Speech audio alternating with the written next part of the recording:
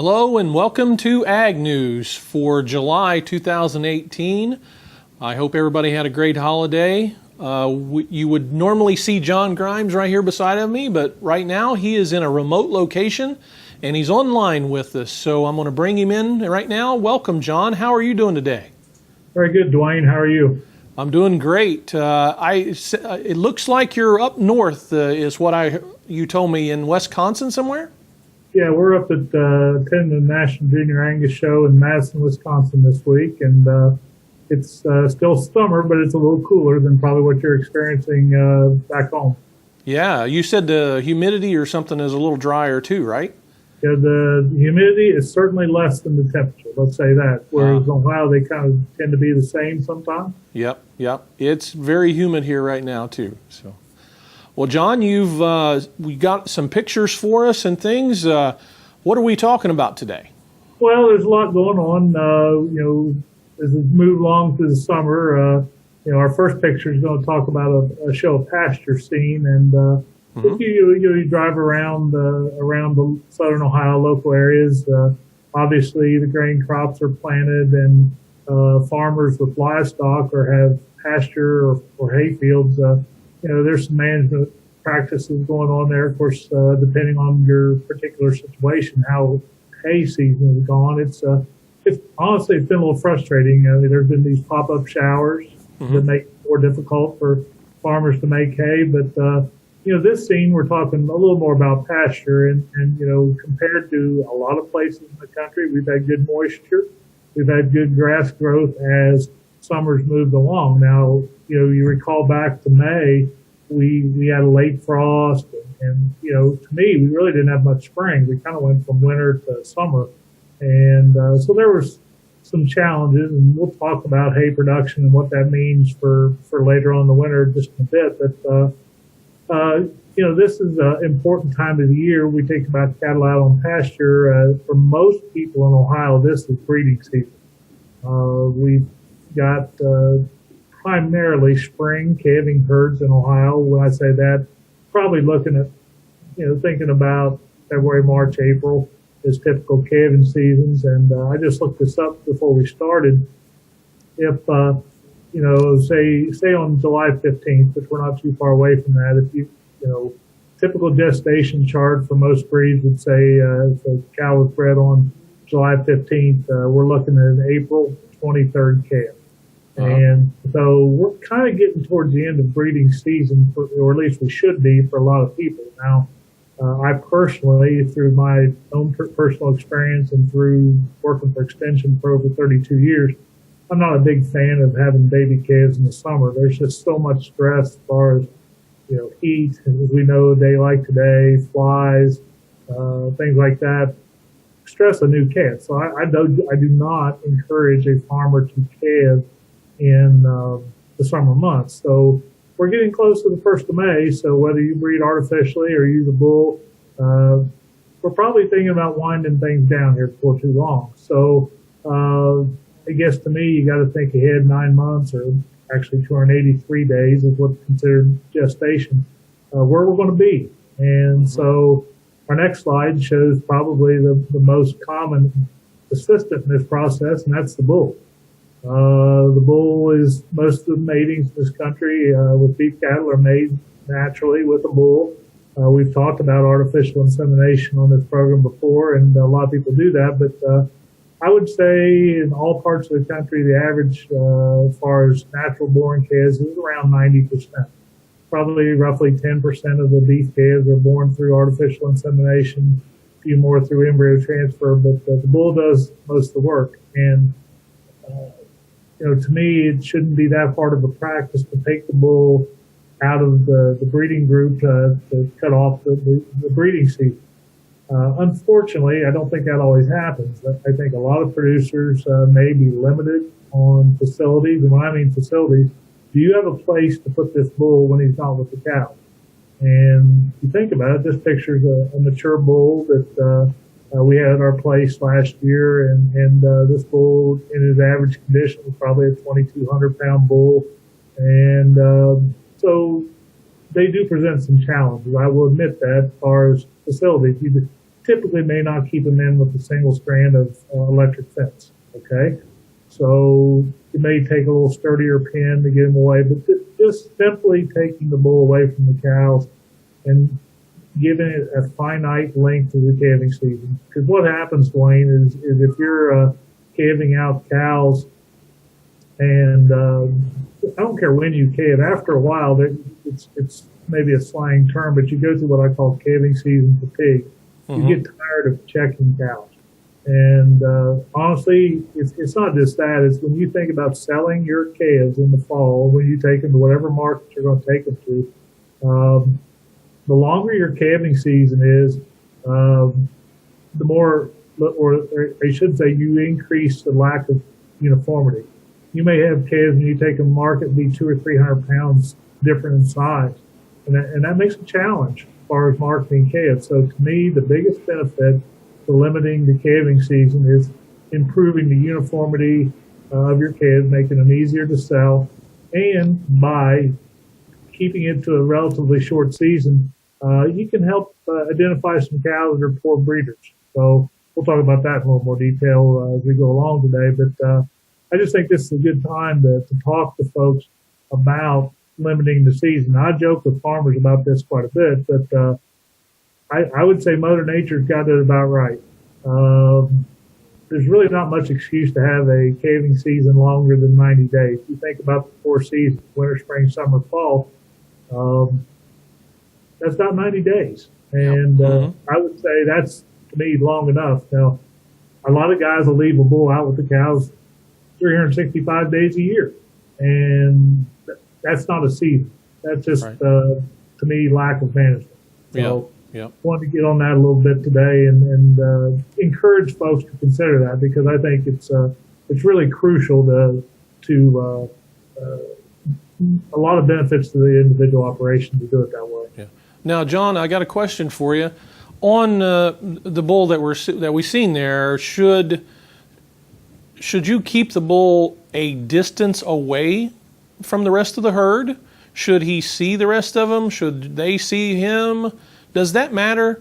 Obviously, do they get, antsy and want to get back together? Well, I do think out of sight, out of mind might be the motto, but it really depends on your facilities. If you've got a good sturdy fence or board fence or electric fence, multiple strands, sometimes a wove wire fence can give us a little bit of a false sense of security if you don't have barbed wire on the inside of it or some electric fence to keep him from rubbing on it. But generally, if you can, I'm not saying you have to put him in quarantine, but if you can keep him a little bit away from, shall I say, temptation. Right. Yeah, exactly. That's what I was trying to get at. Yeah. And then should, while he's by himself, and I'm assuming it would just most generally be one, right? Or could be a couple? Typically in Ohio, yes, 1 or 2. And you can get into some issues, but I do know out west, the bigger ranches, they'll have a small field where they'll put all their bulls together. They'll put multiple bulls. So it depends on the disposition of the bull. I'm not going to tell you that they won't fight and butt around some. In general, there'll be a pecking order established, and they'll learn to coexist. Yep. And should we be doing anything with them as far as any special nutrients or anything like that while they're, I think try to build them back up, I guess? That's a great suggestion. It depends on the status. Now, this bull was in very good shape. Actually, this was a picture we took before he went out with cows. But, how thin is he when he comes back in? How many cows did you run him with? Right. The thing you don't want him to do is to get obese, out of shape. It's kind of like an athlete between seasons. They need to be trim and fit, but they also need to have a little extra muscle and a little extra fat before the next breeding season. So there's a balance, Duane. I guess that's what I'd say. Typically, if you're not going to breed for another 8 or 9 months, I'd say grass or hay is plenty good. If it's say this bull is going to be used in the fall, say you're going to use him twice a year, you may feed him a little different. But a mature bull doesn't need a lot. Now, if he's a young bull that's not mature and still growing, sure, a little extra energy, a little bit of corn once in a while, or a small amount every day isn't a bad thing. But we talked about body condition scoring before in previous programs. If you look at the bull, it's a 1 to 9 scale, and kind of in the middle, 5 to 6 is a good place to be. If you can see his ribs or see his backbones, you probably need a little extra grocery. Okay. All right. Good topics. I just curious and wanted to make sure that we got that out there if we needed to do any special things to that bull. Good idea, and it's that time of year we need to make those kind of decisions. Yep. And then before we go one more, I got one question on the first picture. Should there be anything we're doing to our pasture now to help keep it farther along? Well, I think that's a great transition to what we're going to talk about. Okay. I think our next slide we'll start talking about that concept a little bit. You think about, I always tell folks to compare their hay fields and pasture to your lawn. Think about how often we mow our yard in April and May, and then we get into the heat of the summer and typically a little less moisture. What the grass growth does, we typically have what we call cool season grasses, which, orchard grass, fescue, timothy, things like that. And if you think about the growth curve of those species, they produce a lot early in the season. They kind of decline during the summer, and then we'll have a spurt in fall. And we need to think about taking advantage of that growth curve. Now, what you're seeing here is this is kind of what I would call an old faithful practice. Now, the trees in the background tells you it's a different time of year, but I think this is probably more of an early spring shot. Mm-hmm. But say you've taken cows off of a pasture, it's gotten a little short, and you've moved them to another pasture. Now's the time to add, or not now, within the next month, let's say 1st of August to middle of August, a little bit of supplemental fertilizer will go a long ways to building up some of these pastures. And the theme of what we're going to talk about the rest of the day is preparing for next winter. And I know it seems crazy to think about winter when it's 90 degrees out, but a lot of your decisions you make today can make next winter a lot easier. What this does, you're showing here, is just adding some supplemental fertilizer to a pasture that's a little shorter in growth.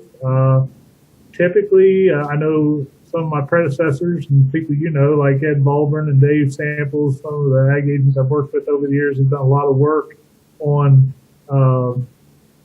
adding 40 or 50 units of nitrogen. And I would say 50 units of nitrogen per acre can really give it a kick as far as extra growth to some of these grasses. And generally, the more grass or pasture you can create for late fall, early winter, it'll cut down on the amount of hay we need to feed. And that's what I'm saying. Think ahead what you can do to reduce your stored feed costs. And this is a practice that's been time proven over the years. It's an economical practice that you can justify, providing Mother Nature gives you the adequate moisture. If it's drought, that might be a little different decision. But so far, we've had good moisture through most of Ohio this year. So what I would say to you is consider this as maybe the first thing. So some of these pastures have been grazed shorter. If you've got a place to take them to another pasture, also while you're doing that, maybe clean them up a bit, bush hog down some of the weeds. If you've got some noxious weeds like multiflora rose or thistle, bush hog them off and then maybe treat the regrowth. So there's some things you can be doing to these pastures now, Duane, that are pretty important. And this is one that I would say ranks right up there on the priority list of things you can do to cheapen up your feed costs. That certainly makes good sense. And you said just nitrogen? Is that typically what we just put on?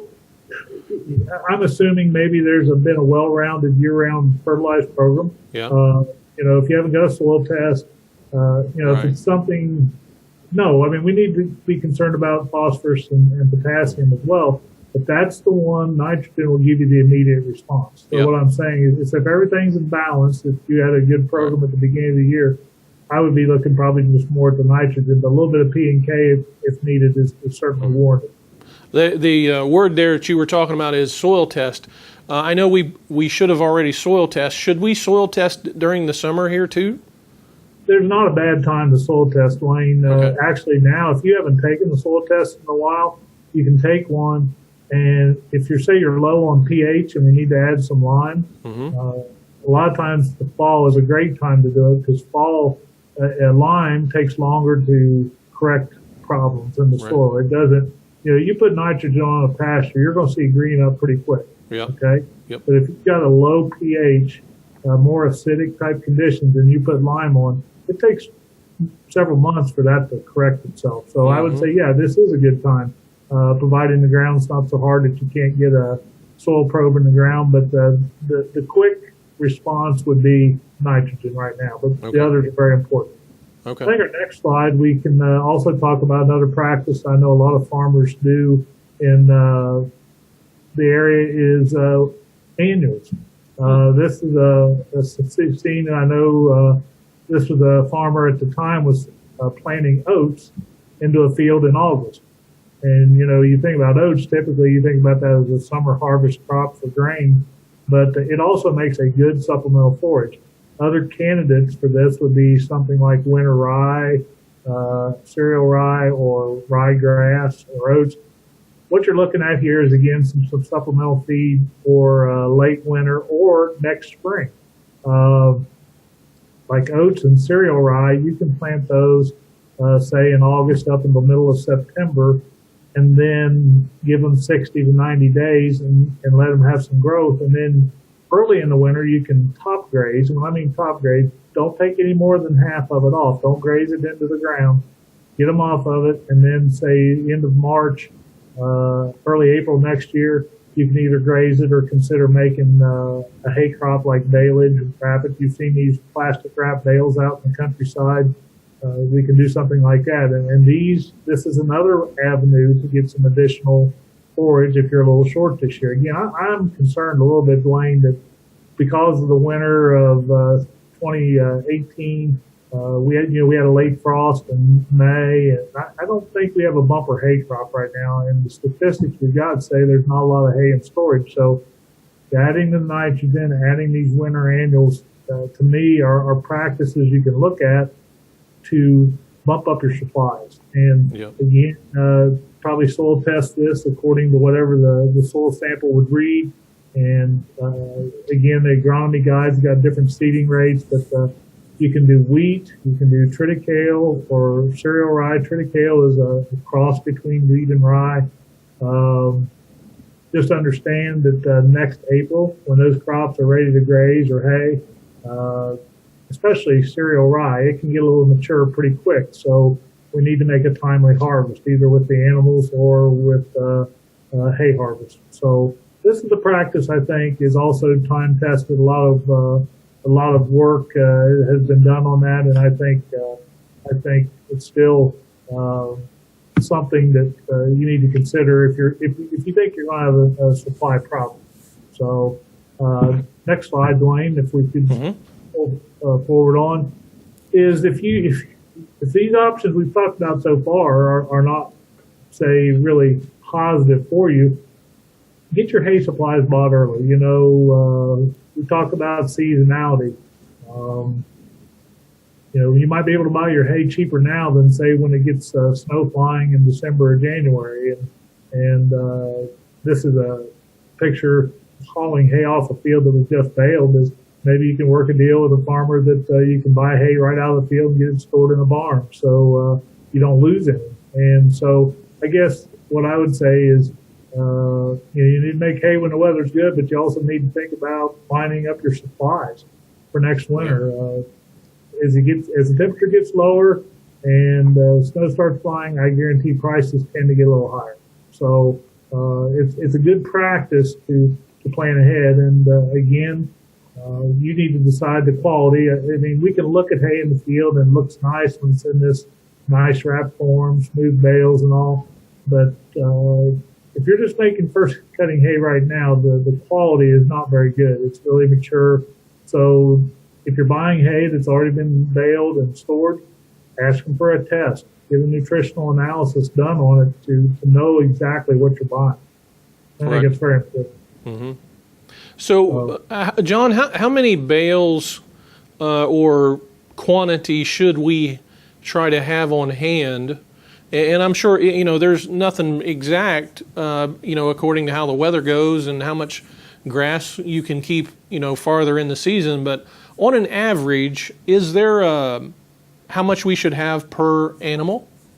Well, it's going to depend on the size Yeah. of the animals that you're feeding. The weather impacts. Right, You know, when temperature's cold and the animal's trying to stay warm, they're going to eat more hay. Yeah. If it's warmer, they're not going to eat as much. A 1,200-pound cow will not need as much hay as a 1,500-pound cow. Typically, we kind of budget 2 to 3% of their body weight or dry matter per day. So say a 1,200-pound cow, you probably ought to think about having 25 pounds of hay available to her a day. A day. A 1,500-pound cow, a little bit more. So Okay. you're probably going to get tired of me saying it depends, but it does. It depends on Well, yeah.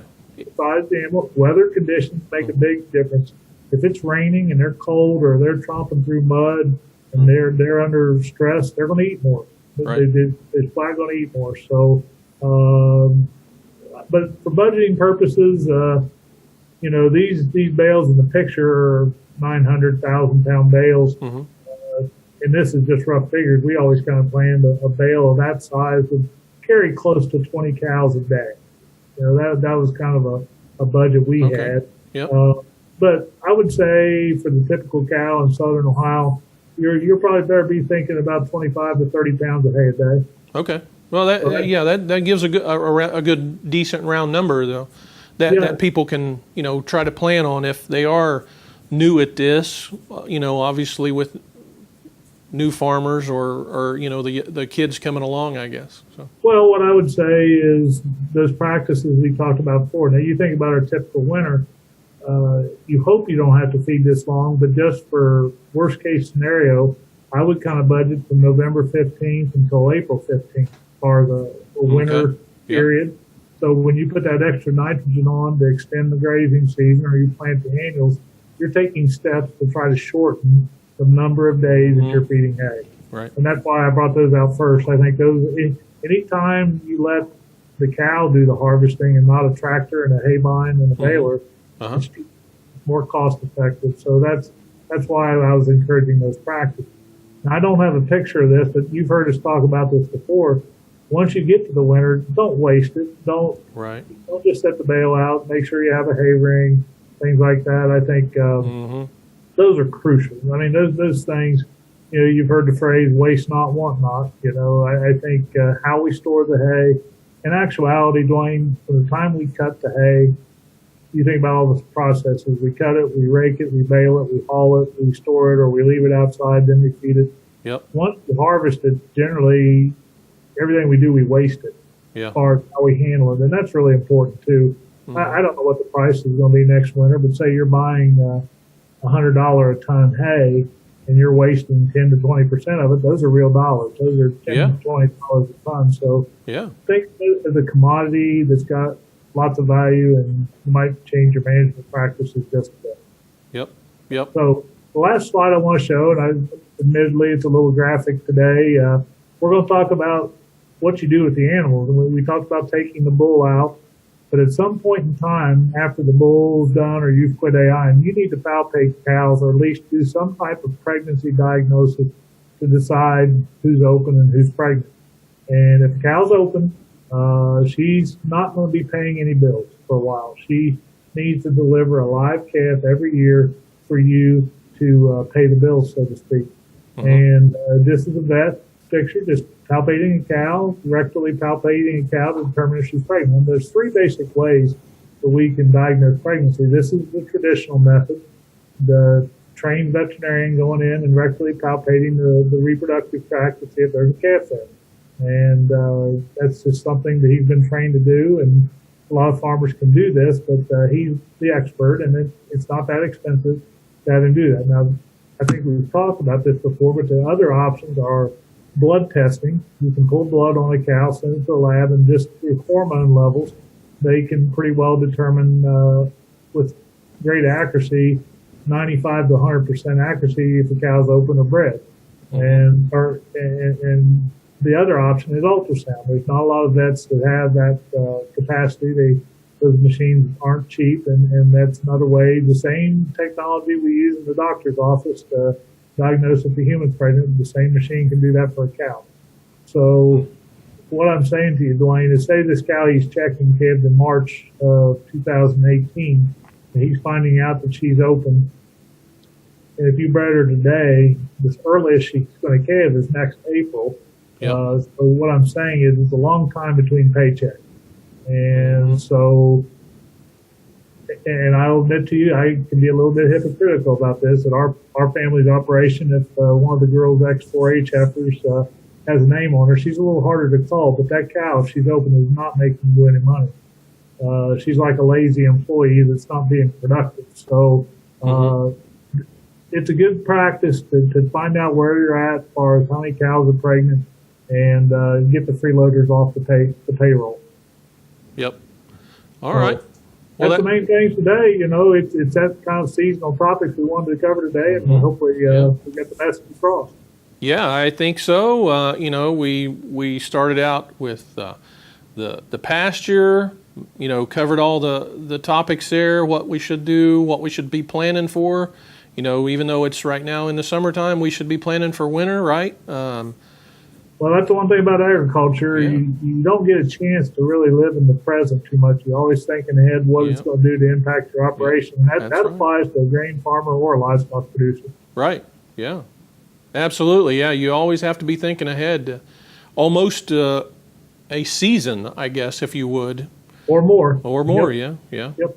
Yep. So, well, John, we're out of time. I appreciate you jumping in here and keeping things rolling.